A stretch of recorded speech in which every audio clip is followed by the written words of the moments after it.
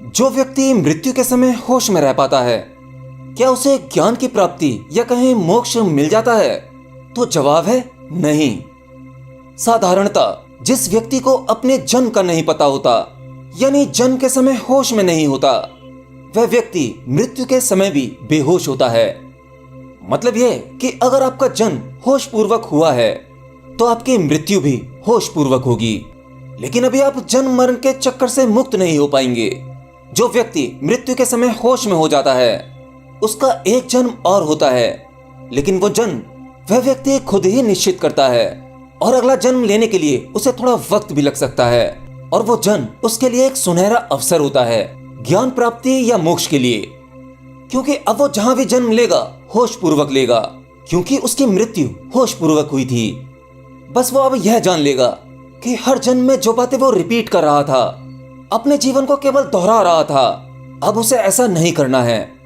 असल में आपने अपने पिछले जन्म में क्या क्या किया, इसका आपको बोध ही नहीं होता, इसलिए आप फिर वो सभी चीजें करते हैं। वही शिक्षा लेना, शादी करना, घर गृहस्थी, सफलता के पीछे भागना, पैसे के पीछे भागना। अब आप जान लेते हो कि ये आप कई बार कर चुके हो। आपने बहुत बार धन इकट्ठा किया, लेकिन पृथ्वी लोक पर बनाया हुआ सब यही रह जाता है। और जब कोई व्यक्ति ये जान लेता है तो उसका जन्म ईश्वर की खोज के लिए होता है और प्रकृति उसकी पूरी मदद करती है। ये बिल्कुल वैसा ही है जैसे मान लीजिए आप कोई फोन इस्तेमाल कर रहे हैं। आपने एक नया फोन खरीदा और उस फोन को यूज करने के लिए आप शुरुआत में काफी एक्साइटेड होते हैं, उसे अच्छे से इस्तेमाल करते हैं, उसे समझते हैं, उसके फीचर्स समझते हैं। लेकिन जब आप उसे कुछ समय तक इस्तेमाल कर चुके होते हैं और उस फोन की समय सीमा खत्म हो गई होती है, तब आप दोबारा एक नया फोन खरीदना चाहते हैं। अब आप दोबारा से वही फोन तो नहीं खरीदेंगे, क्यों, है ना? अब आप कुछ नया ट्राई करना चाहेंगे। ठीक उसी प्रकार जब आप अपने पिछले जन्मों को देख लेते हैं कि आपने क्या क्या किया, क्या क्या जमा किया, आपने कैसे जिया, जब वो सब कुछ साफ प्रतीत होने लगता है, आपके भीतर वो सभी अनुभव जीवित रहते हैं, तब आप दोबारा वो गलती नहीं करेंगे। अब आपको कुछ नया चाहिए, कुछ ताजा चाहिए, और वो आपको इस जगत में नहीं मिलता। उसके लिए आपको सूक्ष्म जगत की यात्रा के लिए निकलना पड़ता है, उस ईश्वर की खोज के लिए निकलना पड़ता है। तो होशपूर्वक मरने के बाद आपका एक जन्म और होता है, क्योंकि अब आप भीतर से तैयार हैं उस परम सत्य को जानने के लिए। अगर एक साधारण व्यक्ति को सीधा सीधा सत्य दिखा दिया जाए तो वो उसे नहीं झेल पाएगा। एक साथ इतने सारे परम रहस्य खुल जाएं तो वो उसे नहीं समझ पाएगा। आपका दिमाग उस परम ज्ञान को नहीं संभाल सकता, क्योंकि अभी आप भीतर से तैयार नहीं हो। तो अब सवाल यह उठता है कि जो व्यक्ति जन्म के समय होश में रहता है, केवल वही मृत्यु के समय होश में रह पाता है। तो अगर हम होशपूर्वक मरना चाहें, क्या इसके लिए कोई विधि है?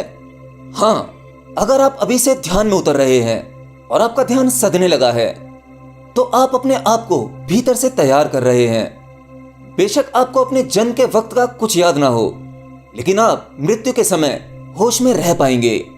ध्यान, योग, साधना, ये आपको शारीरिक और मानसिक रूप से तैयार करने का तरीका है।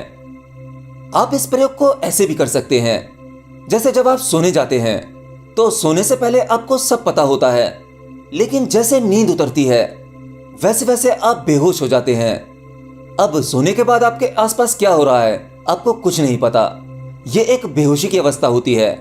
ठीक वैसे ही जब आपकी मृत्यु आती है, आप इसी प्रकार बेहोश हो जाते हैं और आपकी नींद एक छोटी मृत्यु होती है। तो ध्यान साधना का केवल इतना काम होता है कि वह आपको आपके शरीर से मुक्त कर दे। जो व्यक्ति अपने जीते जी इस शरीर से मुक्त हो जाता है, वो होशपूर्वक मर सकता है। देखिए, योग आपको शुरू से कहता है कि आप ये शरीर नहीं हो, ना ही आप मन हो, आप इससे परे हो। यह शब्दों द्वारा समझाई गई बात है, लेकिन जब आप साधना में उतरोगे, ध्यान में उतरोगे, तब आप इसे स्वयं अनुभव कर पाओगे कि आप शरीर और मन नहीं हो। आमतौर पर हम शरीर से इतने ज्यादा चिपके हुए हैं, हम इस शरीर को ही हम समझते हैं, शरीर को ही मैं समझते हैं। इसीलिए इस प्रकृति को मृत्यु के वक्त आपको बेहोश करना पड़ता है, क्योंकि आपके शरीर से उस आत्मा को काट कर निकाला जाएगा जो आपके रोम रोम में बसी हुई है। उस ऊर्जा को एक जगह इकट्ठा करके बाहर निकाला जाएगा तो इसमें बहुत पीड़ा होती है, बहुत दर्द होता है। तो अगर आपको बेहोश ना किया जाए तो इस पीड़ा को आप नहीं सह सकते। जैसे एक डॉक्टर ऑपरेशन करता है, ऑपरेशन करने से पहले वो आपको एनेस्थीसिया देता है आपको बेहोश करने के लिए, ताकि आपको पीड़ा ना हो, दर्द ना हो। याद रखना, दर्द आपको तभी होता है जब तक आपको उस शरीर का बोध होता है, उस ऑपरेशन करने वाली जगह का बोध होता है। आप उसे जानते हैं, दर्द इसीलिए होता है। और जब आपको पता लग जाए कि ये मैं नहीं हूं, ये तो केवल हार्ड मांस का टुकड़ा है, ये शरीर है, मैं इस शरीर से अलग हूं, तो ऐसे में ये प्रकृति आपको होश में रखती है। याद रखना, ये प्रकृति आपकी दुश्मन नहीं है। यह आपको कदम कदम पर सहयोग देती है उस परम तत्व को जानने के लिए। बस आप ही अपनी आंखें बंद कर लेते हैं। प्रकृति आपको छूट देती है कि मृत्यु के समय आप होश में रहें, और उसके लिए आपको अपने जीते जी यह अनुभव करना होगा कि आप ये शरीर नहीं हो। और ध्यान में जब आप गहरा उतर पाते हैं, तब आप इस शरीर को दूर पड़ा देख सकते हैं। मैंने पहले भी कहा है, गहरे ध्यान में जाने के बाद एक घड़ी ऐसी आती है जब आप अपने भीतर से निकलकर अपने इस शरीर को देख पाते हैं और यह जान पाते हैं कि यह शरीर केवल उपकरण है, आप इससे अलग हो। तो अगर आप चाहते हैं कि आगे चलकर केवल आपका एक ही जन्म हो और इस जन्म में आप होश पूर्वक मर सकें, तो आपको इस जन्म में ही ध्यान या किसी साधना की मदद से अपनी मृत्यु पहले ही अनुभव करनी होगी। अपने आप को मरा हुआ पहले ही जानना होगा। याद रखना, मानना नहीं है, आपको ये अनुभव करना है। अपनी मृत्यु को अपने भीतर ही अपने आप से एक्सपीरियंस करना है। तब आप होश पूर्वक रह पाएंगे अपनी मृत्यु के क्षण में, और अगला जन्म आप अपनी इच्छा अनुसार ले पाएंगे। और ज्यादा संभावना है कि वो जन्म आपका आखिरी जन्म होगा। एनीवे, आपको आपके सवाल का जवाब मिल गया होगा।